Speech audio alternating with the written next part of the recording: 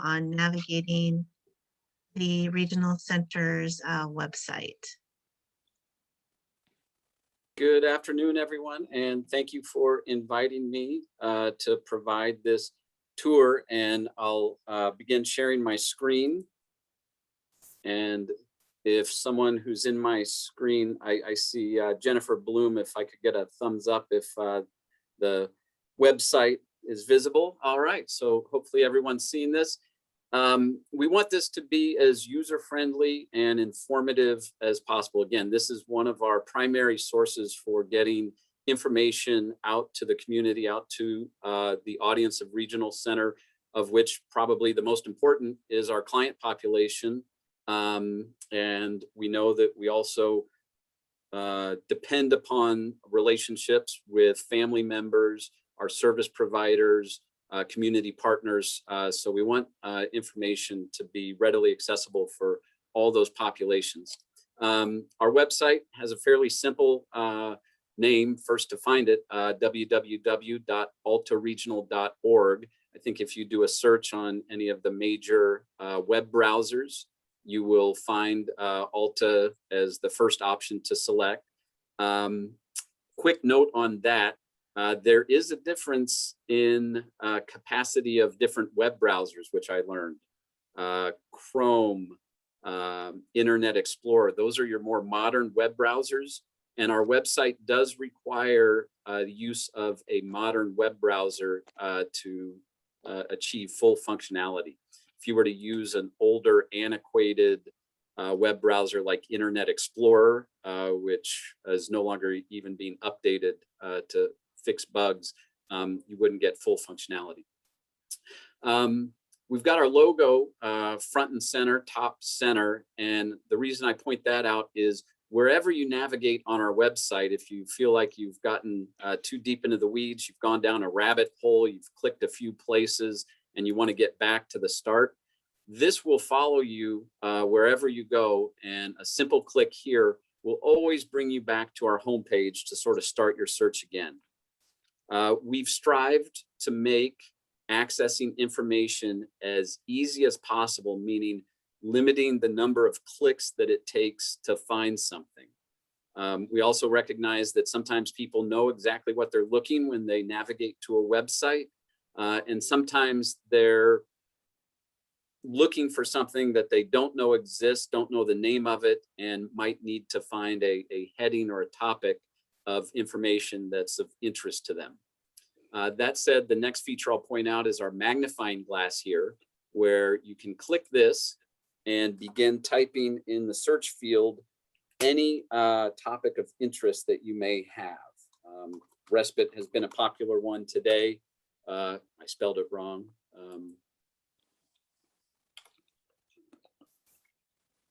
We'll see what comes up.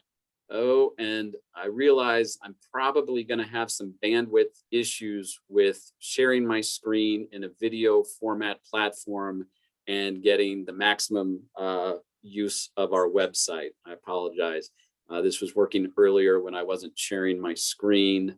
But ordinarily, our website is pretty responsive.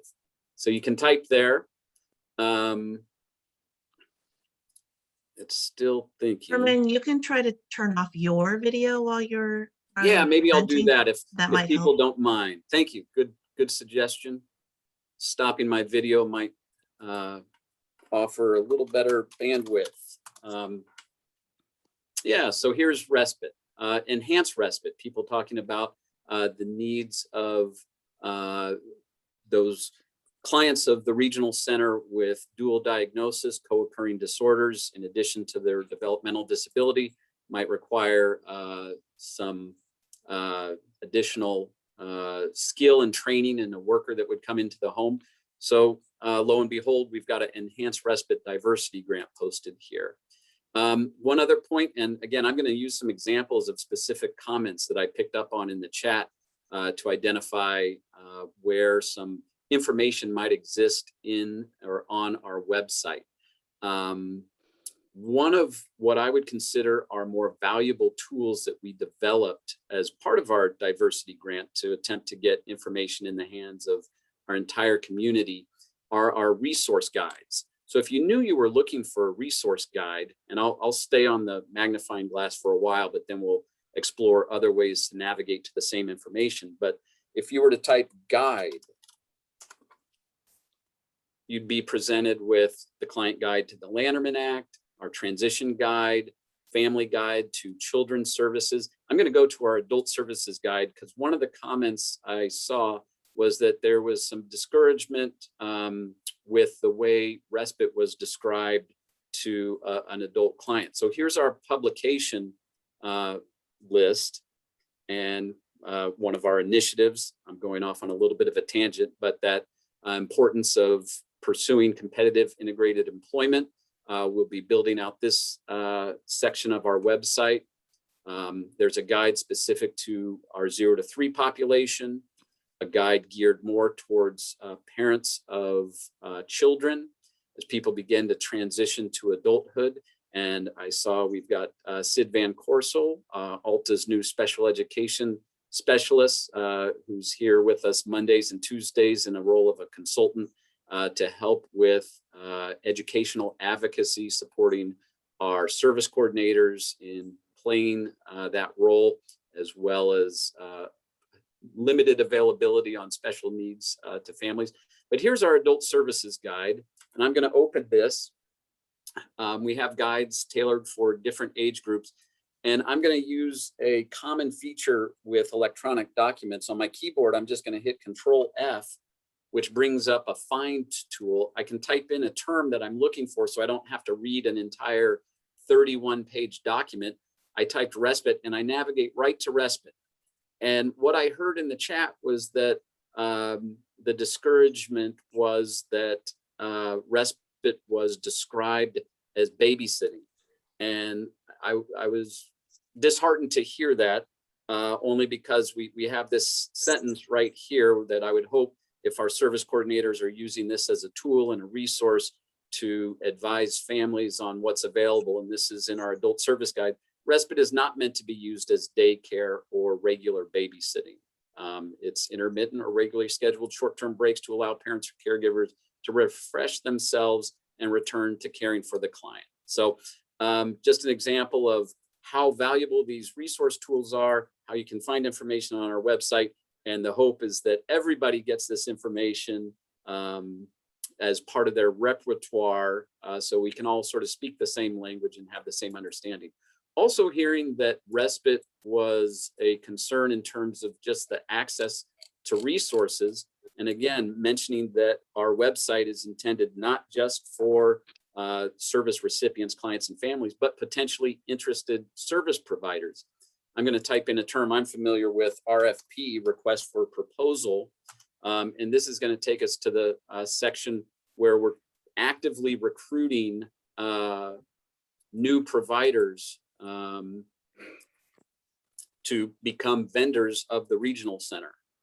So here's our request for proposals page.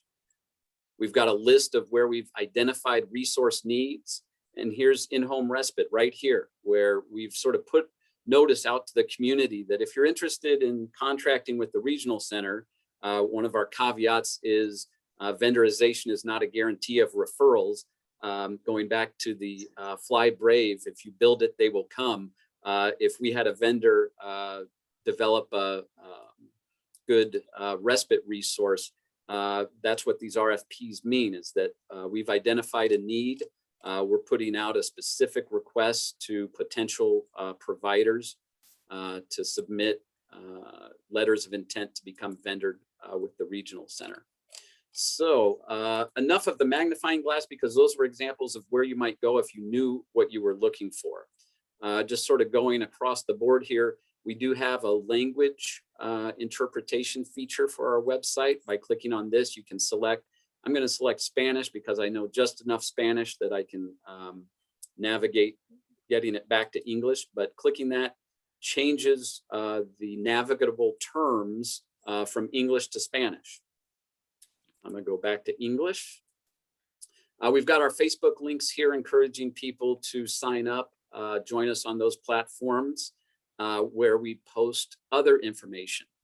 While we're on the topic of where we post information, I'm going to scroll right to the bottom of our website where we have one of many locations where people can sign up to receive notifications that we deem important. And here's the drop-down menu where someone would identify themselves based on membership of a particular audience where they might have interest in specific information.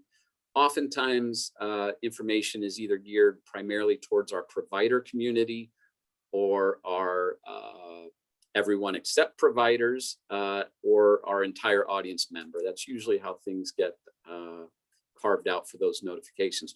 We probably send notifications out once a week these days, particularly with all the changes related to COVID. But this is one of multiple places that people can sign up to receive those notifications. As I mentioned, we want to make things as easy to navigate as possible. So many things you'll find in multiple locations, and you'll find there's more than one way to get to any particular destination or piece of information. That said, just sort of continuing across the board here, magnifying glass, language, the homepage, our social media.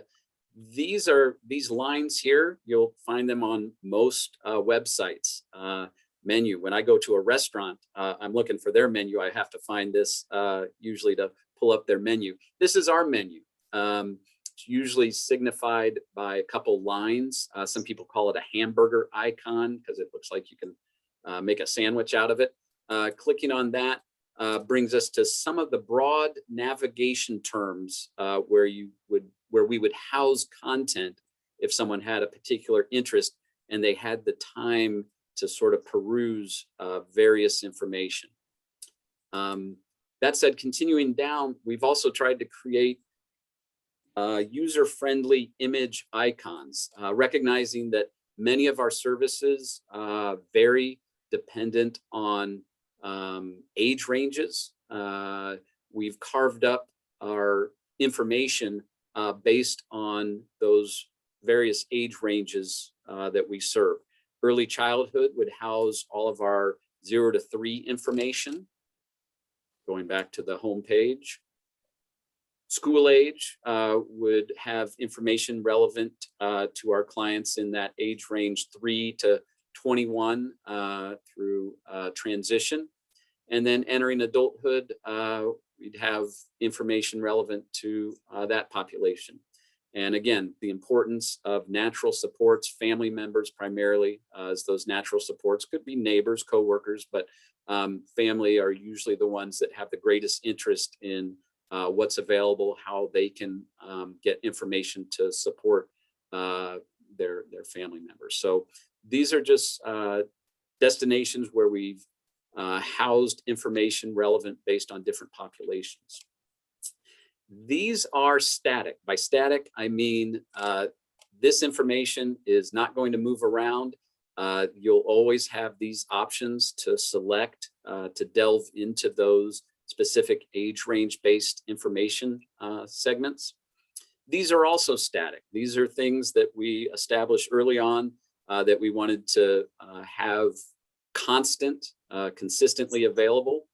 Who we serve, just sort of a breakdown of the population, our numbers, the qualifying conditions to receive regional center services. Am I eligible? Kind of taking people on the journey if they haven't yet become a client of the regional center, how they might navigate that with links to intake and referral resources to connect with us for potential clients. There's a question in the chat about creating ASL videos or videos in ASL for the website. Is that something that's been considered? Videos, so our website does not have the capability of housing video content. What we can put on our website are links to where a source where a video might be stored, and we're working to expand our regional center options for that. For instance, those SDP Q&As, we'll get to how you'd navigate to those, but those videos aren't stored on the website. And I can, somebody's already taken care of. I guess I'm a co-host, so I'm getting people in the waiting room notifications. And thank you for alerting me to questions in the chat, sharing my screen. I've sort of got a limited view of that. I'll want to be responsive to those, and definitely open it up to question and answer where we might navigate to and find more information, and also take suggestions on how we could make our website more beneficial to the community we serve. So our service provider section, again, so much going on in the way of DDS directives, information related to COVID, recruitment of targeted assessed needs,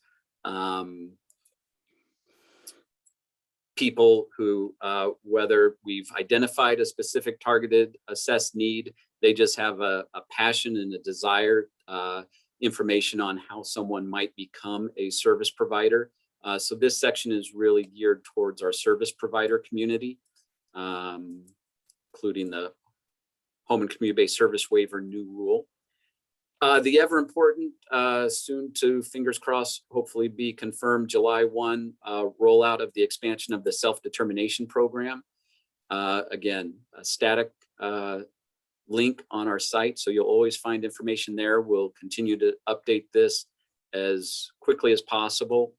Right now it's housing information on how someone might obtain the training to be an independent facilitator.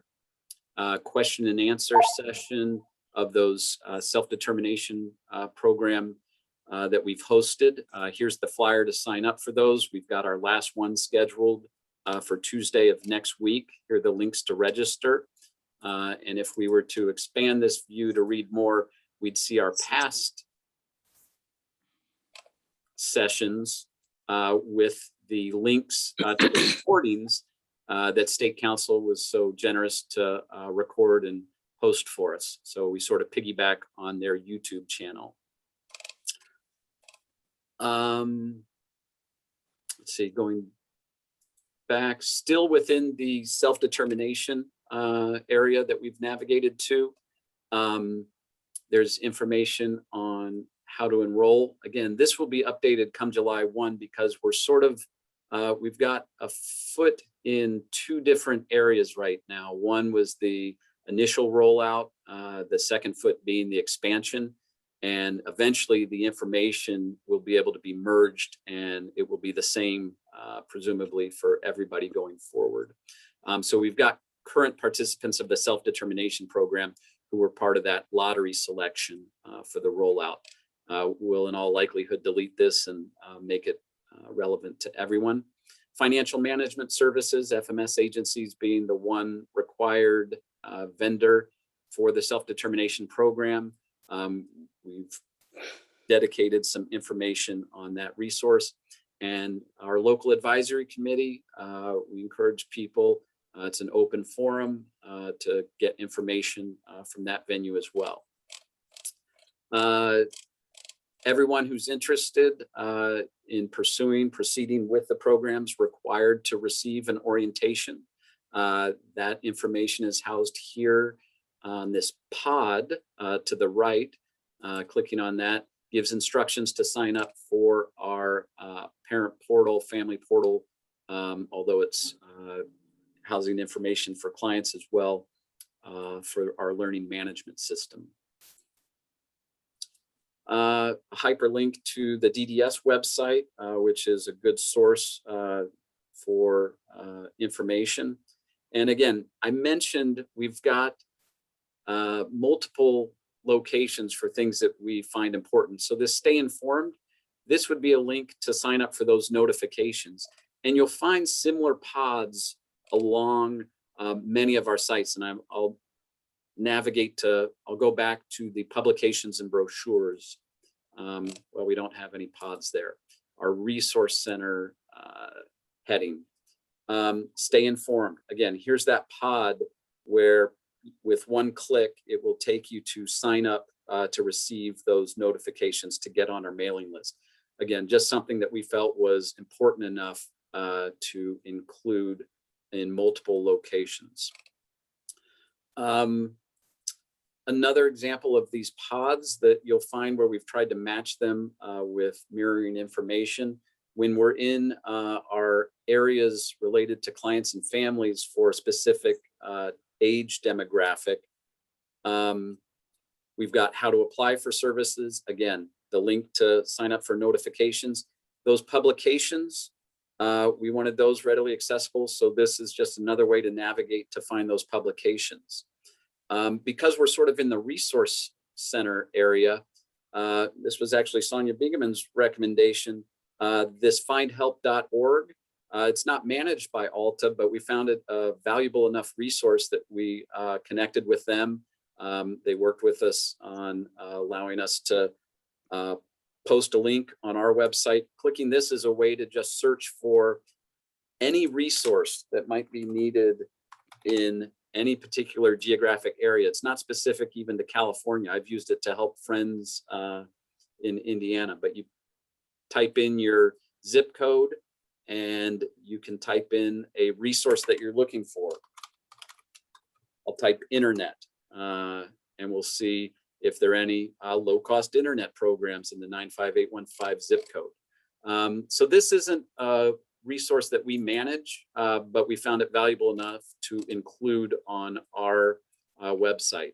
Speaking of internet, if we did a search on our website, something specific like what can Alta clients potentially get access to for resources on internet. We've got that discount internet program posted. I've heard it's incredibly difficult to apply for, but a federal program, not one that Alta manages, one we just want our clients to be aware of. All right. I'm going to navigate quickly because I know my time might be running out, but these are our static sections. These sources of headings for information will always remain. And then we get to our what's happening section. And oftentimes when something's new or exciting, we want it posted prevalent, front and center, where everybody can see it. Unfortunately, our what's happening is not hidden, but you have to scroll down to see it. And this is where we post the latest and greatest new information. Right now, we've got an announcement that Lori Benalis is our new executive director, along with the tribute to Phil Bonet, our outgoing executive director, who's guided us for the last 15 years. And Lori's been with us longer than that, and will be taking the helm on June 19th, it looks. So that's big news, and it's already been updated on the what's happening. That news was announced today, and our website's already updated. So this is really current information. We've also got emergency preparedness information, and you have to click these arrows to navigate through this carousel because we can only post 2 items at a time in the visible view. Yesterday, emergency preparedness was the top of the list, along with COVID-19 vaccination information, which is as important as it is. I think we're feeling as though we may have hit the threshold and capacity for information and outreach we can do on that. We do have a video link to our Consumer Advisory Committee's encouragement for folks to get vaccinated. Client advisory, here's the video. I could click this, it'd be a 2-minute video. I'd encourage you to check it out. It's a great resource. Berman? Yes. We have a committee member, Abby, who has a question she'd like to ask before she has to sign off. Would now be a good time? Absolutely. Hi, Abby. Oh, hi, Eamon. Thanks, Brandy.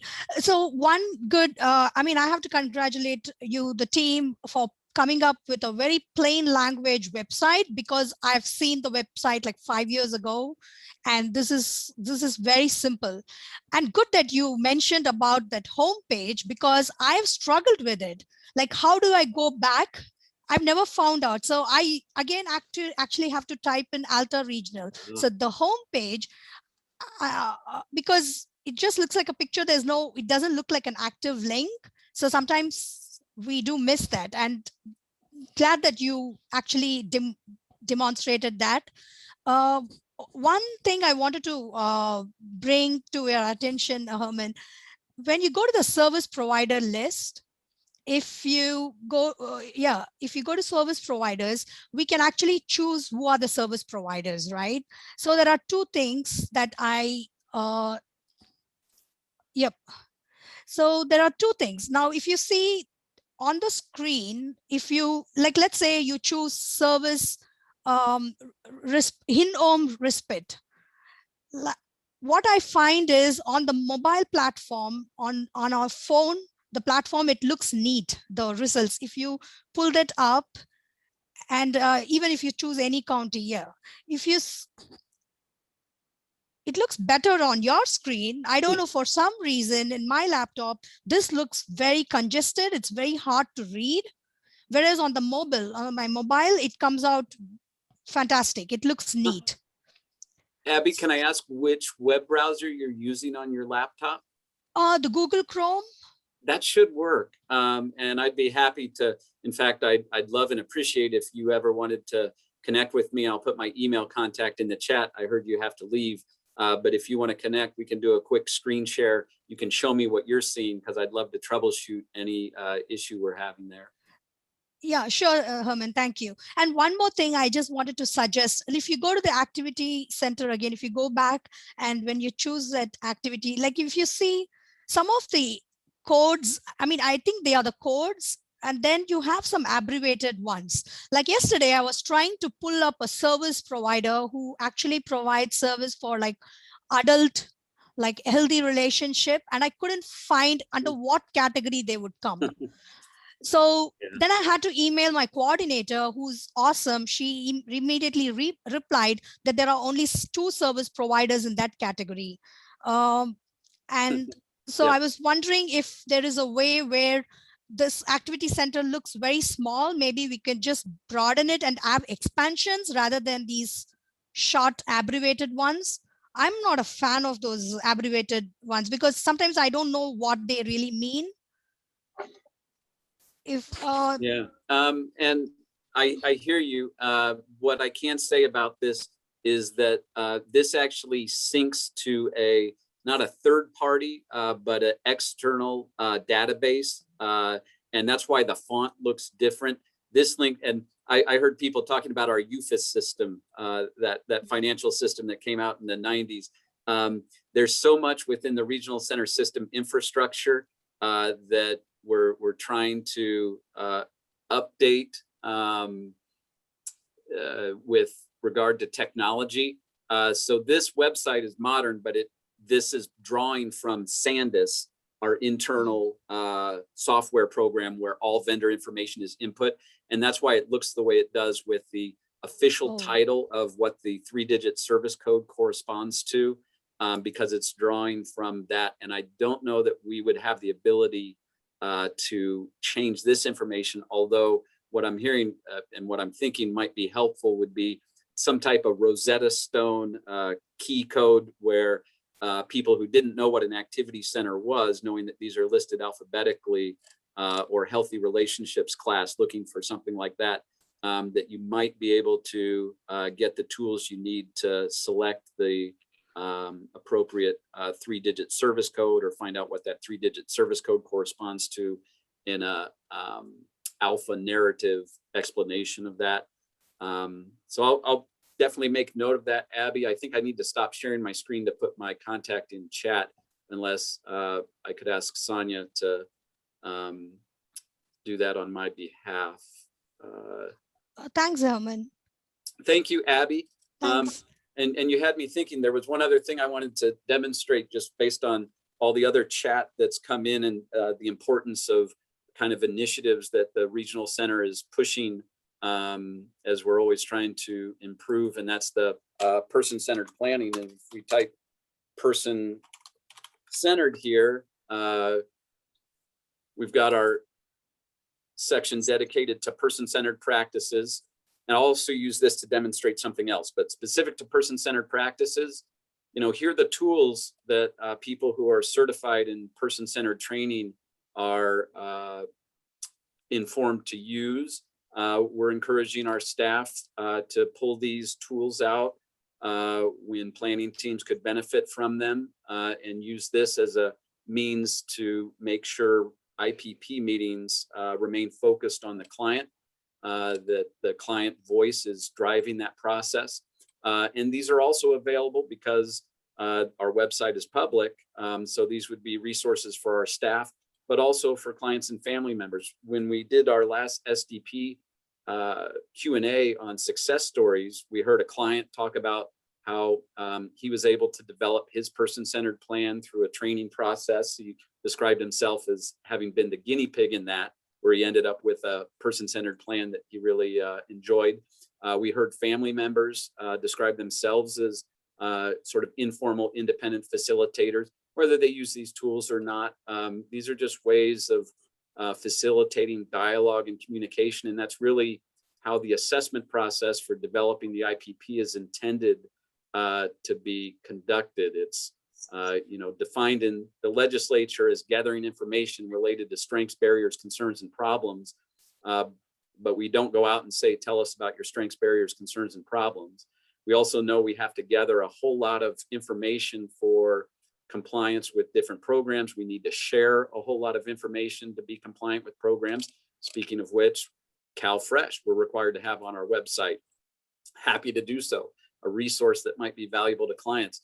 Scrolling down here to resources, another popular section, we've got a link to CalFresh information. So I'm sort of going off on a tangent, lost my train of thought, but when I was talking about that person-centered approach,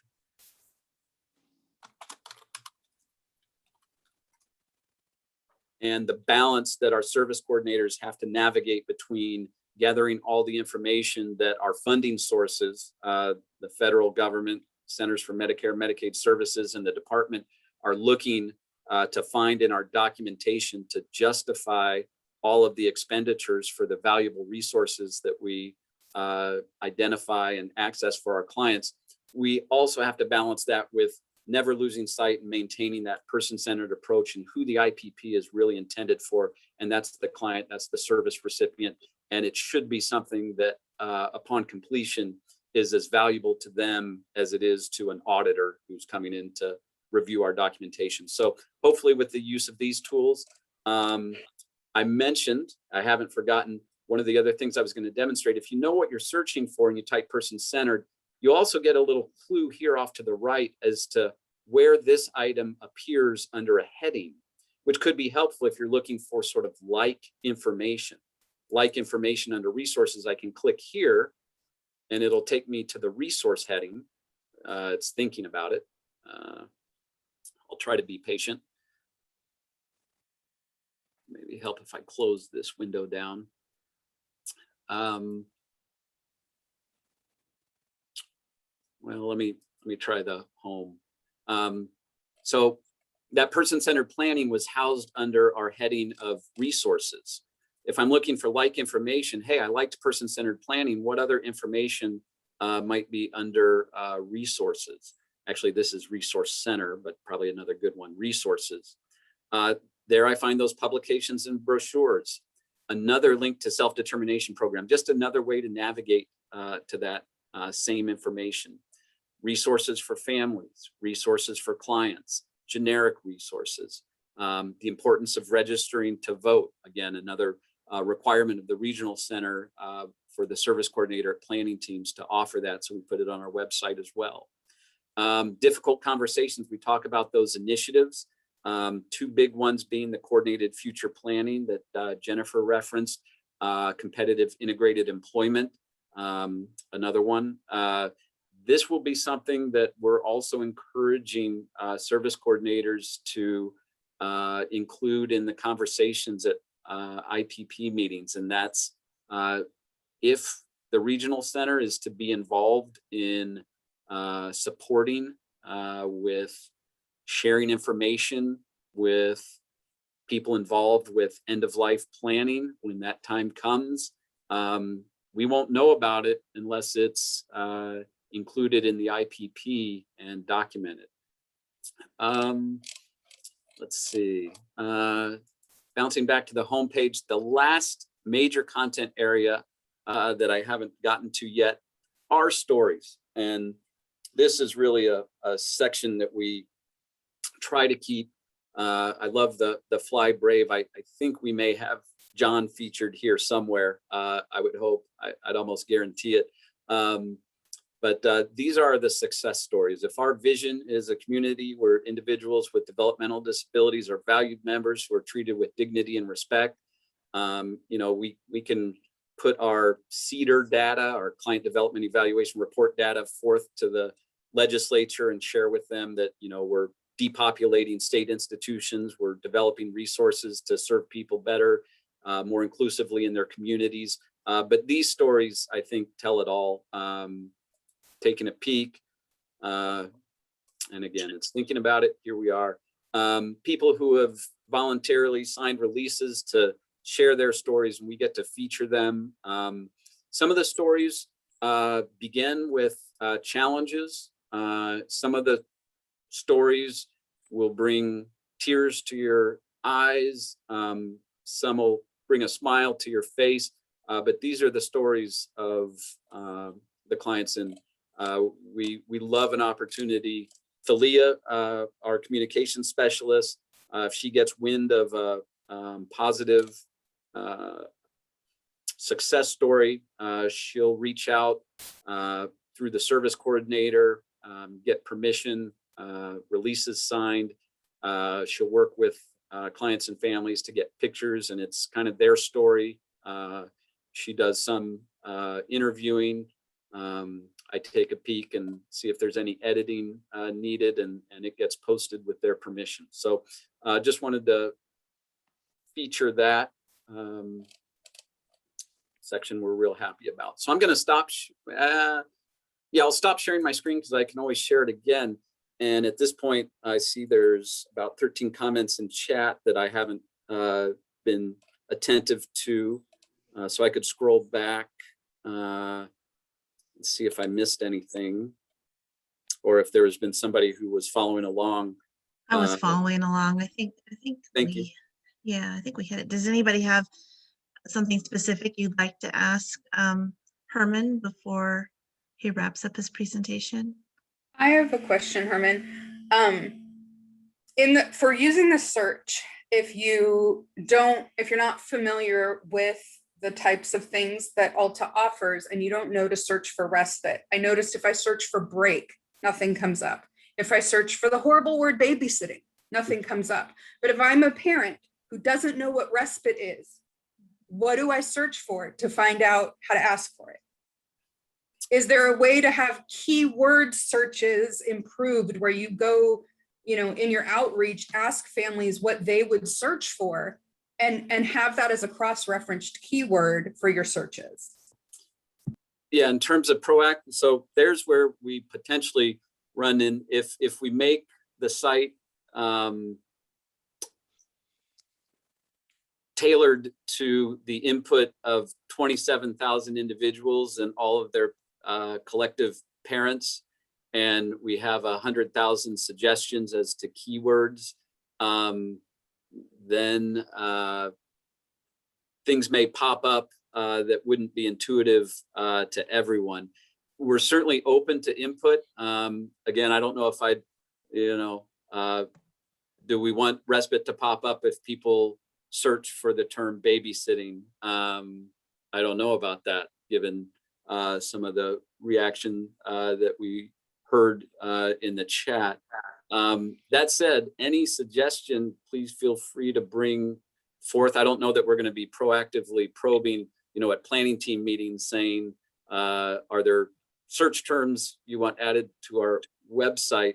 But we'd certainly appreciate any suggestions and input for improvement. What I would propose as where someone might, not knowing the term respite, I didn't know what it was before I started working for a regional center. wasn't part of my regular vocabulary. And again, I know what I demonstrated in those guides. Let me share my screen again. So we did have a comment from Lisa about those stories that you shared. They put a face on our regional center so that when people hear the words regional center, people think about people. Mm-hmm. And Teresa Nold commented that she doesn't know as much about Alta Regional. So I think one of the challenges, Herman, that you might have is you have families and clients that you're serving, and then you have families and individuals out there who are looking for services who are not already connected to Alta. And so what is the best way for those people to get to your website and then know how to navigate it? Which I know you have it broken down with, are we eligible? But it's, I believe, Teresa, it might be one of those chicken and egg things, you know, knowing what Alta does, and how it supports families. Some of that information I would suspect is expected to come from your service coordinator, and then you can search. But I don't know, Herman, what do you think? Yeah, chicken and egg is a good analogy, and just building continually and meeting people where they're at, I think, is always an important step as well. You know, I'm still learning, and I've been with the regional center system 23 years, and it's changing. And I'm thinking of a new family who's brand new to a diagnosis, regional center eligibility. Thankfully, they're connected with a resource for supports.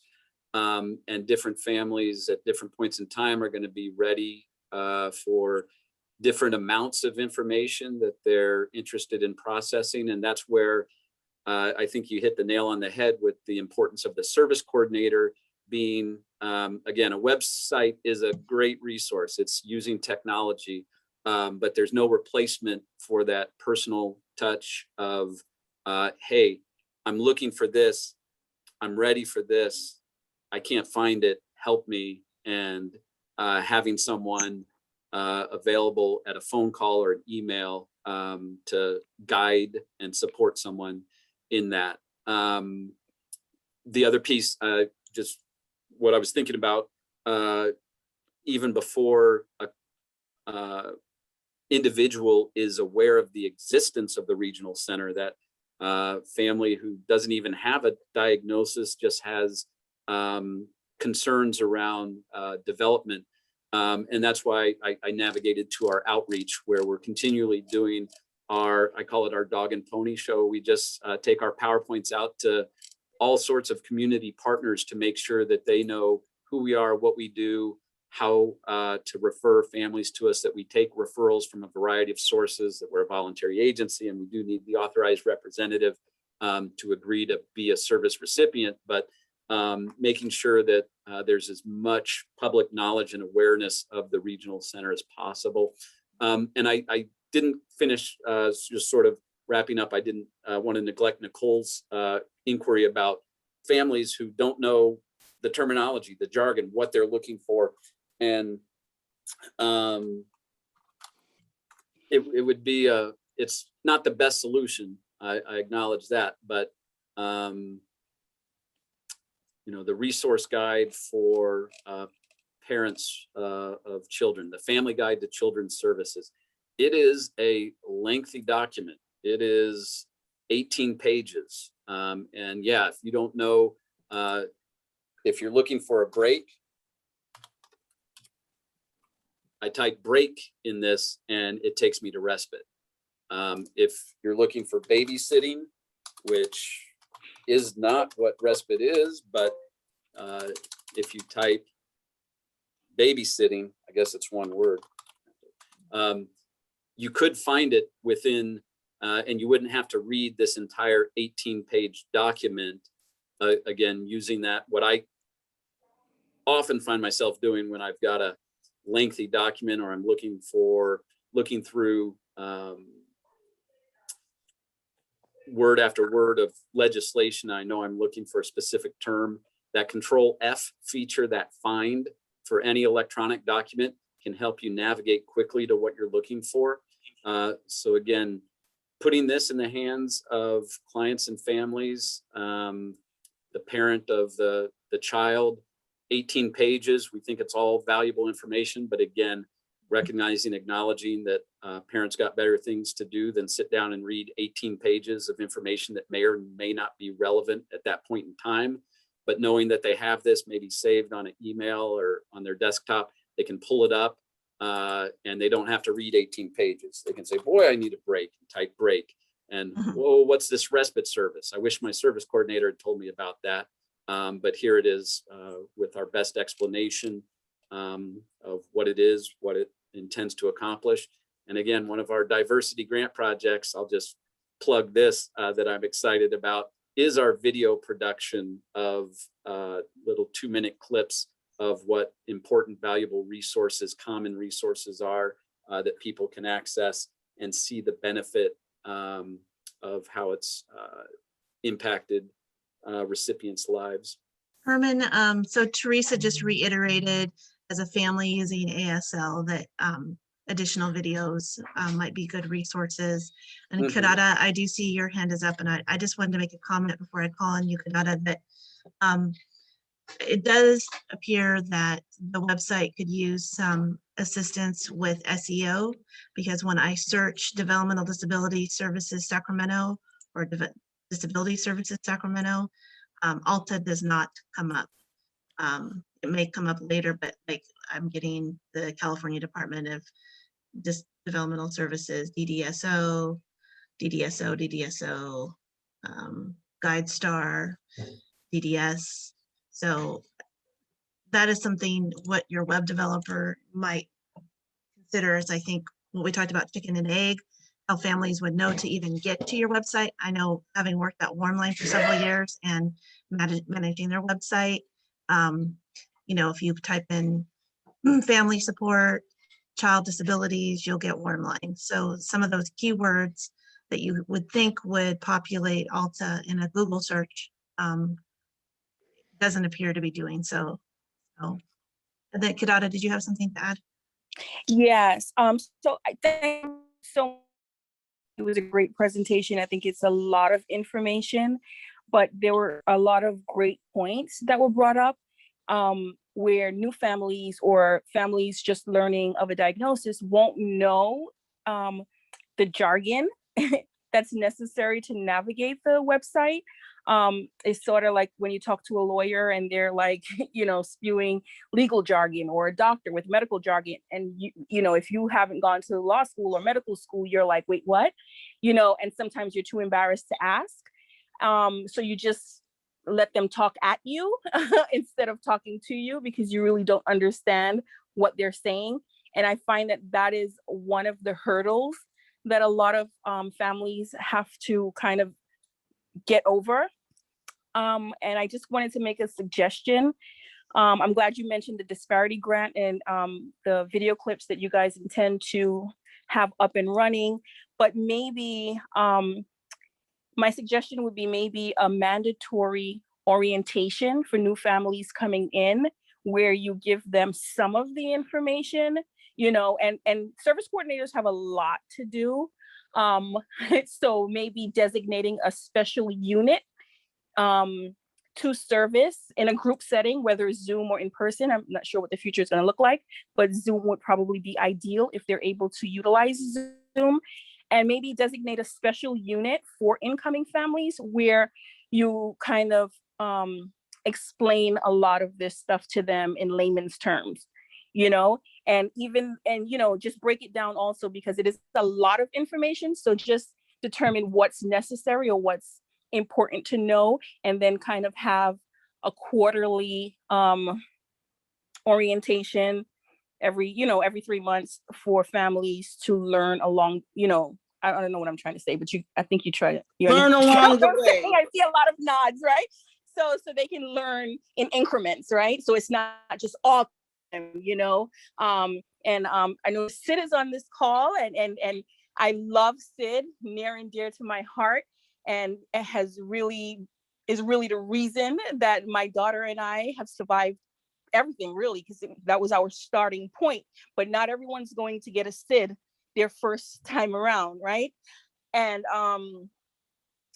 yeah, now if everyone could get a SID, that would be great, because I feel like the tools that she gave me and what she helped me with at Warmline early on was essential to our survival, right? So just try to meet families where they are and come up with a happy medium, and hopefully those are good suggestions that will not be too much information on families, because a lot of families can't take too much information, and sometimes, you know, people who have the information are very hesitant to give families too much. But then I'm the type of person that I'm like, no, give it all to me, give it all to me. I will prioritize what's important, you know? So yeah, I'm off my soapbox. Thank you. So we have some people who have peeled off for other meetings. There's a question from Stephanie for you, Herman. Is the SDP orientation required for ALTA staff as well as participants? Is it offered in other than English languages? Is there a workaround for people with limited internet access? Yeah. So first question, is it required for staff? Again, our 0 to 3 service coordinators wouldn't be required to view it because our 0 to 3 population isn't eligible for SDP. We'd previously had 2 to 3 service coordinators identified in each unit, specifically identified as SDP service coordinators, who early on went through some training. Our decision with regard to how we're going to manage the expansion is that clients, individuals interested in becoming participants in self-determination program will not be transferred to a different service coordinator. They'll continue working with their existing service coordinator, meaning any and every service coordinator within our organization is going to need to be as familiar with the program, the enrollment process, the steps, supporting clients and families through that. Because we're hosting those weekly sessions that Jennifer reported were as well attended as possible within our platform, we discovered our capacity of 100 participants when there were people wanting to get in and unable to join. So we've switched now from our Avaya video conference to our WebEx, which will accommodate more. So probably even more staff to participate in those weekly. The resources and tools that the advisory committee has come up with that really spell out expectations on timelines. Things don't always necessarily happen in a sequential order in that SDP journey. Things can be conducted concurrently, making sure our staff are knowledgeable and providing clients with that information. That said, it has not yet been a requirement that staff go through the SDP orientation on our LMS. It's been encouraged, I believe. It may become a requirement. It is only an hour and a half, but there's so much more information that's almost specific to regional center operations behind the scenes. How do you get the budget? That's not answered in an orientation that's intended for 350,000 regional center clients statewide. That's specific to ALTA. What email do you send that to? So our training is almost more robust and specific to the role of the service coordinator. But if Jennifer's still on the line, I'll let her weigh in on whether or not we'll make that mandatory for staff. They're definitely getting the exposure to those basic concepts that the orientation covers. Herman, she's one of the ones who left. Thank you. But something to consider, we certainly want our staff to be a knowledgeable source of information and equipped with everything that's out there, but there are different ways to get that other than the hour and a half orientation that may be explored.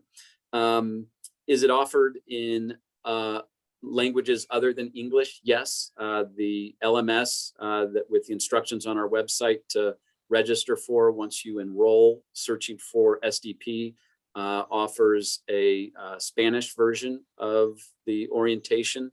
And if anyone has a language need other than English or Spanish, they're instructed to connect with their service coordinator, who would then coordinate a video conferencing, sort of a simulcast with a vendored translator to go through the material together as the solution for that until we are able to get our hands on pre-recorded information in other languages beyond Spanish and English. And then solutions for people who have poor internet access. If it's because they're in a rural area, we'll have to do what we do for other folks in rural areas needing information. Invite them to come to us, offer to go out to them. If it's because they have a technological barrier and it's not related to their geographic location, we'd want to look at addressing that issue through equipping them with the tools and resources and training they need to use the internet as such a valuable tool these days. But again, person-centered approaches, and we're not going to leave anyone behind in terms of someone expressing an interest. If it's a barrier that hasn't been thought of in terms of how regional centers will resolve it, I'm sure we'll come up with something.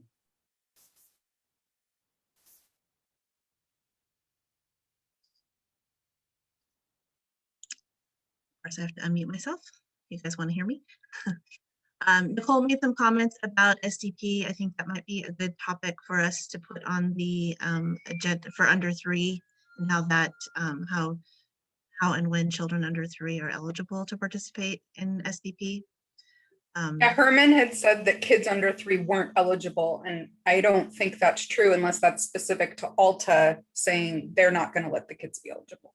No, I misspoke. It's not technically under 3, it's active client. And most of our 0 to 3 population aren't yet determined developmentally disabled, so they aren't active regional center clients. They are at risk or have a developmental delay, but not a developmental disability. People with known etiologies that have a high co-occurrence of intellectual disability, for instance, trisomy 21, someone who is recognized, identified as having Down syndrome, receiving early start services. Our EI staff are more knowledgeable in this area than me, but it's not all of our 0 to 3 population that are able to be changed from early intervention to active status prior to their 3rd birthday. However, some are with known causes of or conditions that lead to a developmental disability. But you need to be an active client of the regional center. 0 to 3 are served under a different program. All right, thank you, Herman, very much. That's a lot of information. Hopefully you got some helpful feedback from those who were in attendance today. Our next RAC meeting date is August 17th, 10 to 1. Please add that to your calendar. Be sure to register beforehand. Before we adjourn, feel free to contact the Sacramento office if you have information to share or need guidance. The best source of contact info can be found on the website at scdd.ca.gov/Sacramento. I'm putting that link in the chat real quick. And with that, thank you, everyone. The meeting is officially adjourned for today. Thanks, everyone.